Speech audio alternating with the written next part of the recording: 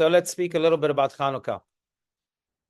Very quickly, the historic context of Chanukah, and then we'll get really into the thickness of the messages, of the Kabbalistic messages of Chanukah. But the context we spoke about in the previous class, the miracle of Chanukah took place in the year 164 BCE, when the Greeks were governing Israel and they tried to impose their sets of values on the Jewish people. And those who accepted the sets of values of the Greeks were welcome. They were called the Hellenist Jews.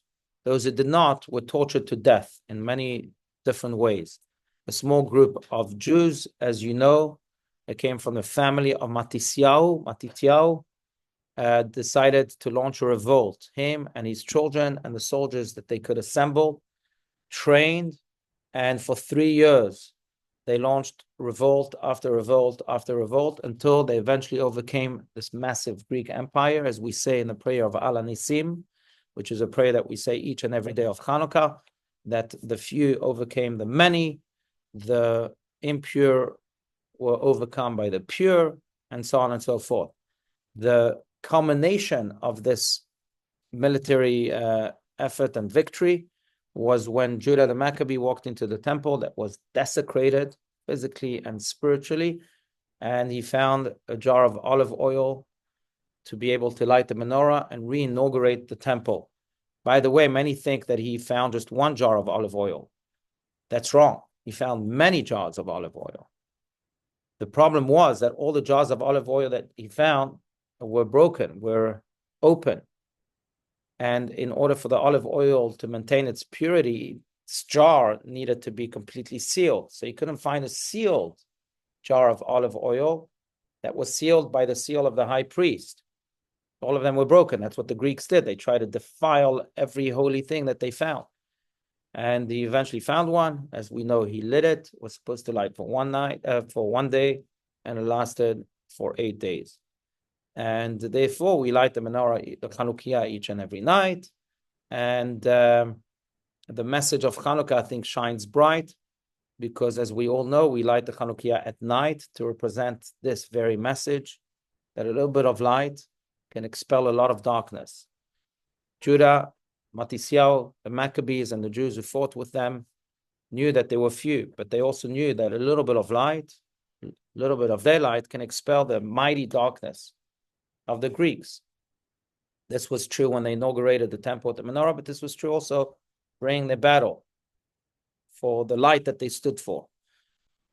So really, that's the main message of Chanukah. But I want to go deeper into this because we celebrate, and going into the Kabbalah of Chanukah, right? We celebrate 8 days of Chanukah. We asked the question before, why do we celebrate 8 days when we really are supposed to be celebrating 7 days? And we gave one answer before, but today I want to give the Kabbalistic answer, because in many ways, that is also the hidden message of Chanukah. So in Kabbalah, every number represents something else. From number 1 to 99, and even more so. The number for nature, for this world, is the number 7. That's why there are 7 days of creation. That's the number that represents this world with all of its package and with all of its limits. The number that represents that which lies beyond this world, the supernatural, so to speak, is the number 8. That's the number for infinity. I think that's why it's no coincidence that the number for infinity in mathematics is a number 8 lying down, right?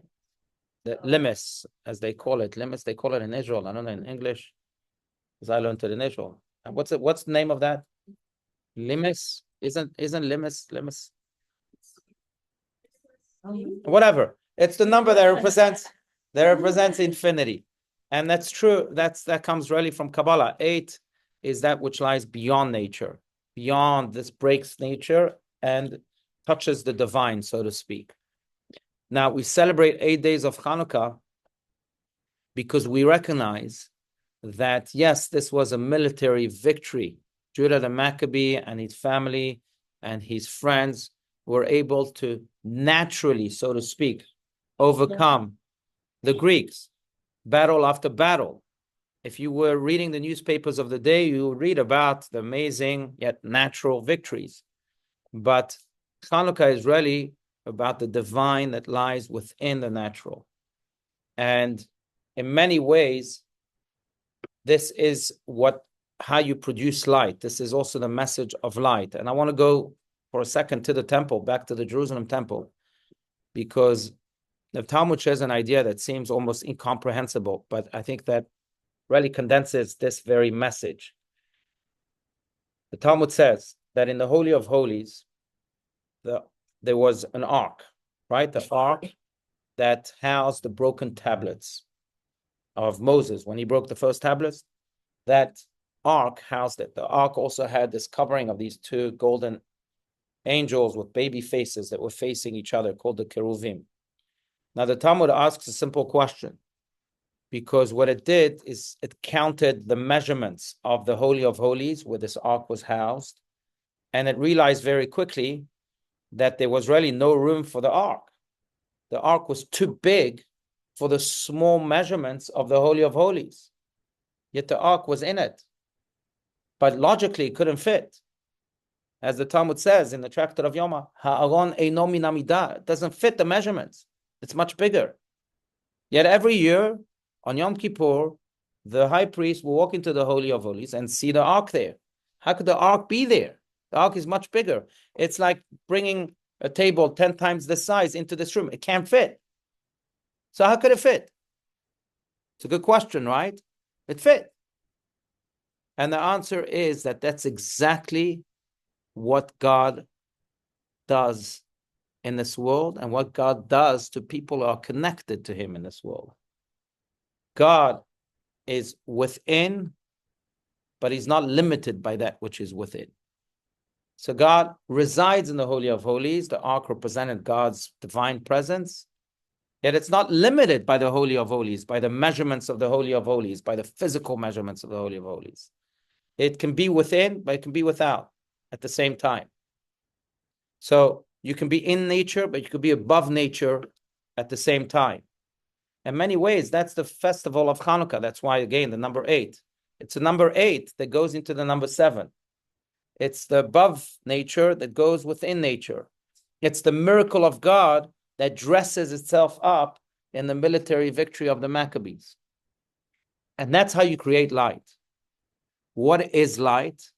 Light is the ability to take something that's very spiritual. Light is very spiritual. The Kabbalists say that the gematria, the numerical value for the word light, or, is raz, which means secret in Hebrew, because light is really this God's secret. That's how God communicates with light. That's why maybe we're so drawn to light, because it's our soul yearning for this reconnection with God, God who is light. God is called light in so many places in the Torah. So, but it's taking this light and clothing this light in this world. But even as the light is being clothed in this world, it's not limited by this world. It overpowers this world. And that's really what Chanukah means too. The word, and I hope this is not too profound, but I hope I'm explaining it well.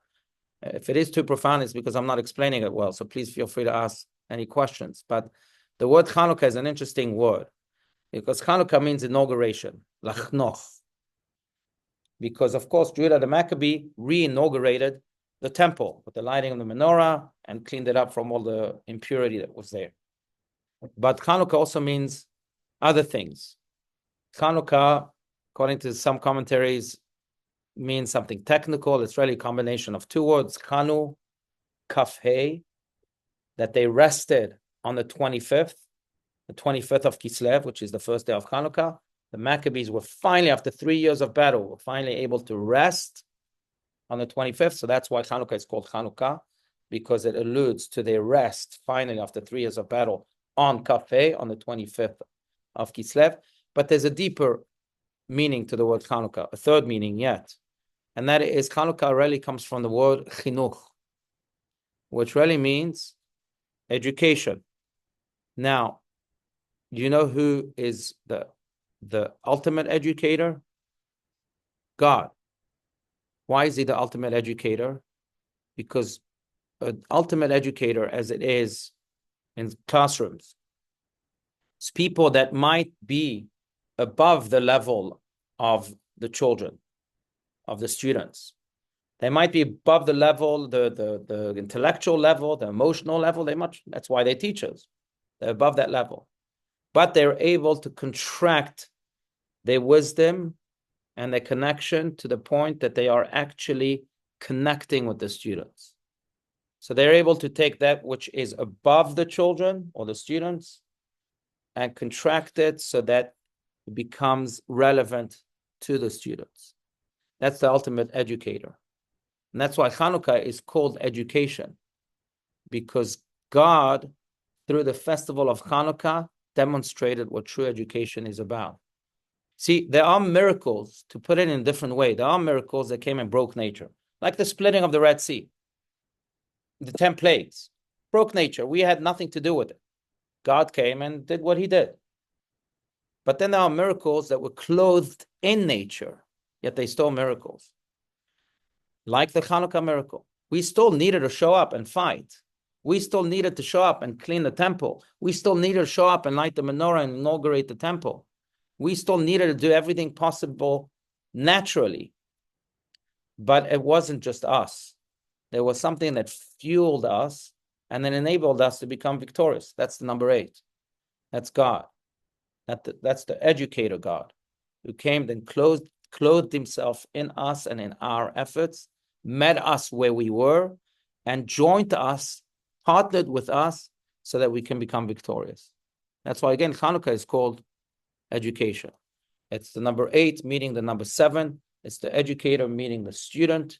It's the light of God meeting the wax of the human being. And it's God's victory meaning our military efforts. That's really what CHANUKAH is about on a Kabbalistic level. Now, what does this all mean practically for each and every one of us? What it means is, I think, 2 things. Lesson 1 is that sometimes we too are in all sorts of wars, not necessarily military wars, but I don't know, life wars, intellectual wars, emotional wars, all sorts of challenges. And if we can give room for God, then the number 8 comes and joins our number 7, so to speak. The educator comes and meets the student, and he himself enables us to become victorious. Like we spoke about before, we have to be open to God's plan. If we are sealed just with our plan, now this is all about us, and this is all about the way I'm planning things, the way I think, this is all about my ego, and there's no room for God. As God himself says, and Talmud says that God can't dwell with arrogant people, but because we can't live together. The egotistic people take up all the room, so there's no room for God. Or as the Kotzker Rebbe famously said, that where is God? He asked his students. They said he's everywhere. He said no, he's only in a place where you let him in. You let him in, that's where he'll be found. So we have to. CHANUKAH is lesson number 1. We have to let God in. Yes, sometimes we can't see, the light that will come from the darkness that we're in. But we have to let it go. We have to let go and believe in that light until we actually can experience it, because that's when God will come and show us that light. Leonard Cohen, I don't know if anyone's a Leonard Cohen fan here, but he has a great song called Anthem. And so that line. It says, forget the perfect offering. There's a crack in everything. That's how the light comes in. In many ways, CHANUKAH is about creating that crack. It's not just about you and your plan. Create that crack, open up to God's plan for you. Number 8 to the number 7, educator to the student. So that's lesson number 1. And lesson number 2 is that and this is a very harsh lesson, but if our good deeds, we may think that we are doing good deeds, and I'm sure every one of us is doing many, many good deeds, but if our good deeds is void of God, that light can't really last. And what I mean by that is that in a very harsh way, I think this was demonstrated in the news recently, that if I live a man-centered life instead of a God-centered life, or in other words, if my values are only based on my human brains and not on the divine, then they can change very quickly and they can become very, very quickly distorted. I think the extreme example is the Nazis. The Nazis actually were very clever people. They were some of the leading philosophers, leading musicians, leading everything in the world. So how did they all of a sudden murder 6 million Jews? And the answer is because their intelligence relied solely upon the human brain, their logic. And one day their logic said, do not murder anyone. And then their logic said, no, actually, Jews are subhuman, so you're allowed to murder them. And the human brain changes all the time. And when the human brain is your only source of morals, it becomes dangerous. In many ways, I'm not judging, but it's quite evident that's why I said in the news lately, this guy who murdered the CEO of the United Healthcare, and he came from the best schools, from a good family, apparently. And how do you come to murder? But it's because God is completely expelled from your life. So it's good to murder insurance people because look, they're so corrupted and they've killed people. So now all of a sudden it becomes logical. The human brain is really your only source of direction in life. Then you got a problem because that changes, it fluctuates all the time. I think it's one of the big problems in society. If you ask a human being, I ask my students all the time, like, what's your source of morals? Like, how do you know what is good and what is bad? And they'll tell you, it's my heart. Follow your heart. Really? The heart changes all the time. Follow your brains. Your brain also changes all the time. It's got to be the divine. The divine doesn't change. God told you in the 10 Commandments, do not murder. It doesn't matter what you think, whether you think murder is justified in this case or not. Do not murder is not murder. In many ways, that's what CHANUKAH teaches. Yes, you have to have your own military strategies and you have to think and you have to intellectualize life, etc. But the foundation of it all must be God, must be allowing that number 8 to become your anchor. Because if not, it becomes very dangerous. And in many ways, to juxtapose the Greeks and the Maccabees, the Greeks were also very big intellectuals. They relied only on the human brain. Maccabees, on the other hand, relied on God, relied on what King Solomon teaches, Reshit Chochmah Yirat Hashem. The beginning of wisdom is the fear of God. And when you have God as your anchor, not only does that anchor never change, but that anchor really can produce a light that lights to eternity, not a light that is extinguished with the change of the human brain's thinking. That light goes on and on and on to eternity.